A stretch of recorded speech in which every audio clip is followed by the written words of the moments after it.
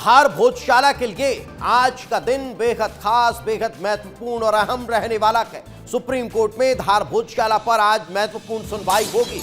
बसंत पंचमी पर आरती होगी या नमाज, आज इस पर फैसला आने वाला है। बसंत पंचमी पर पूरा दिन पूजा करने के लिए हिंदू पक्ष अब अपील कर रहा है। पूरे दिन पूजा के लिए ये मांग हिंदू पक्ष ने की है।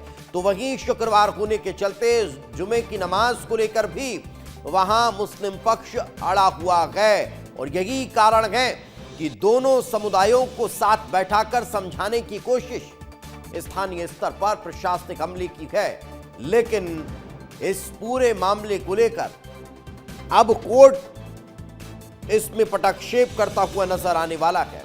क्या भोजशाला में बसंत पंचमी के दिन पूरे समय पूजा होती रहेगी, अखंड पूजा पाठ का आयोजन होगा, या फिर यहां जुमे की नमाज के चलते थोड़ा वक्त नमाजियों को भी दिया जाएगा? यह आज तय हो जाएगा, स्पष्ट हो जाएगा।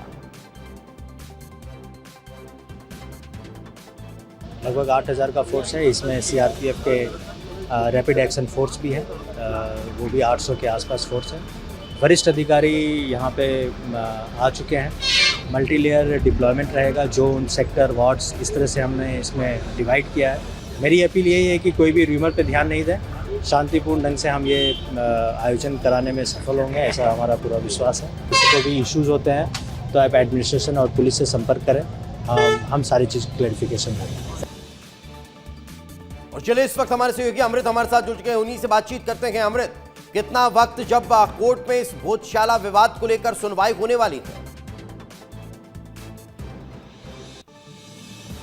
देखिए, यह बड़ा ही इम्पोर्टेंट मैटर है और इस मैटर जो लगा हुआ है वो इसका आइटम नंबर 48 है। 48 यानी कि अंदाज़ा लगाइए कि अगर कोई बाधा अदालत की प्रोसीडिंग्स में नहीं चलती है, लगातार चल रही है, तो फिर इसका नंबर जो है 1 बजे से 1:30 बजे के बीच में आ सकता है। और 1 से 1:30 के बीच में इसमें बड़ा ही ये फैसला जो है वो देखने वाला है, क्योंकि विष्णु शंकर जैन जो कि हिंदू पक्ष की तरफ से जो यहाँ पे उन्होंने याचिका लगाई है, और दूसरी तरफ से जो है मुस्लिम पक्ष की तरफ से सलमान खुर्शीद जो है वो वकील है, इन दोनों के बीच क्या दलीलें पेश की जाती है वो उस पर देखने वाली बात होगी। और सुप्रीम कोर्ट इस पर क्या फैसला देता है वो भी जो है गौर करने वाला, क्योंकि देखिए इसमें जो सबसे बड़ा जो आईना का काम करेगा वो 2003 का फैसला रहा है, जिसमें जो है हिंदू पक्ष और मुस्लिम पक्ष को लेकर के जो इबादत और पूजा की बात है वो पहले से ही व्याख्या की गई है। लेकिन मसला ये उठता है, शुक्रवार का दिन है, शुक्रवार को नमाज भी है, और यहाँ पे हिंदू पक्ष की ये दलील है कि चूंकि यह सरस्वती मंदिर है, आर्कियोलॉजिकल जो फैक्ट्स दिए गए हैं उससे यह